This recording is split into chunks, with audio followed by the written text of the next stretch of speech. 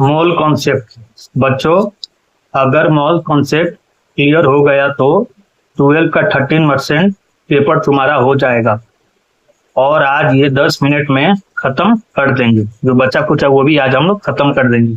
Video को last तक देखना, आप लोगों को बहुत कुछ आज सीखने मिलेगा। मोल क्या है? मोल का मतलब क्या है? मोल का मतलब हो गया गिनती की एक यूनिट।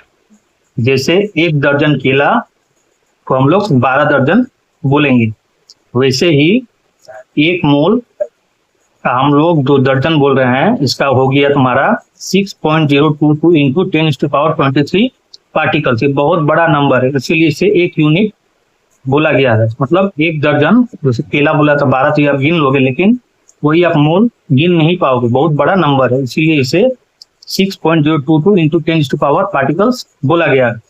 इसको हम लोग एवोगैड्रो नंबर भी कहते हैं। क्यों इतना बड़ा नंबर? क्योंकि एटम बहुत छोटा होता है। ये बड़ा इसलिए है क्योंकि एटम जो होता है वो बहुत छोटा होता है।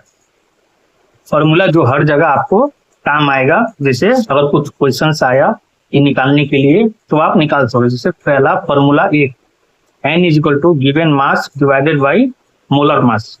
वही आपका हो गया formula 2, given volume divided by 22.4 litre STP पे। Formula 3, n is equal to given number of particles divided with 6.022 into 10⁻23। इन तीनों को रट्टा मार लो, क्वेश्चन बन जाएगा बहुत ही इजीली, लेकिन आप लोग को ये याद करना पड़ेगा फॉर्मूला। अब समझते हैं न्यूमेरिकल को। अब जैसे 18 ग्राम पानी में कितना मोल होता है, तो इसका फॉर्मूला पहला वाला याद करो। H2O का मोलर मास हो गया तुम्हारा 18, जैसे वाटर का। उसी तरह यहाँ पर 18 ग्राम दिया गया है। n is equal to 18 divided with पानी का 18, तो डिवाइड करोगे तो 1 मोल निकलेगा। ठीक है। अब बोला जा रहा है कि STP के निकालो। 44.8 लीटर CO2 में कितने मोल होते हुए?